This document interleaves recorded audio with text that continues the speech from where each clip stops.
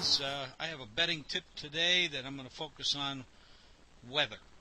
Now, you're not going to see too much of this time of year because we're in the summer months, and in the United States right now we have a lot of drought and not too much rain.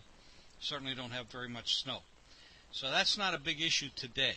But it will come to pass throughout the season that you're going to be looking at wind, rain, snow, sleet, all those things that come into play. Now, indoor stadiums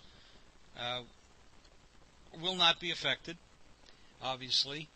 I personally would like to see all games played on grass outdoors because it brings back real football, but that's not the way it is today. It also, by the way, I think would cut down on injuries, but here we go. We're into what we're into. Field conditions matter. If it's been raining, if they haven't covered the field, it's going to get muddy, slippery. You might say, okay, that could favor a wide receiver because he knows where he's going to go, and the defender has that extra second that he has to respond to, and it might get him loose another 5 yards, open up a passing lane. All that comes into play.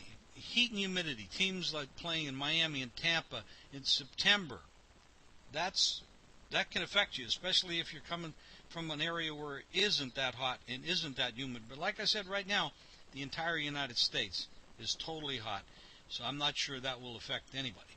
Teams like the Lions, the Patriots, the Packers that live by the pass can be hampered in rain.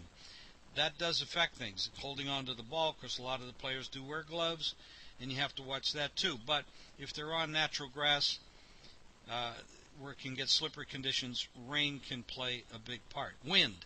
This is the one that I look at the most, wind. You really can't throw the ball if you have 20-mile-an-hour winds and gusts up to 40 miles an hour. It's really hard to throw the ball. Now, granted, if the wind is at your back, that might open the field a little bit. A 60-yard pass can go 80, and so on and so forth. Still hard to control, but I think that does affect a lot of plays. So sharp bettors keep an eye on teams by watching ESPN to get weather conditions, but the sharp bettors also go to the Weather Channel and Underground Weather. There's another site called that, and you can get schematics of the stadium, see which way the wind, kind of like you would do in baseball.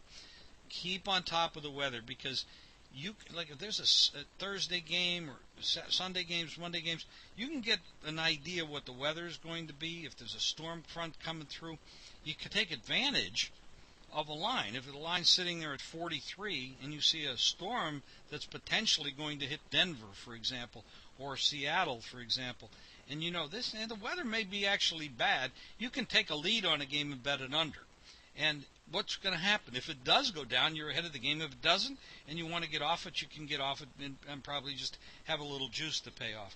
But if you're going in there for some serious money, taking leads on weather conditions or proposed weather conditions can be very, very profitable. We'll see you soon.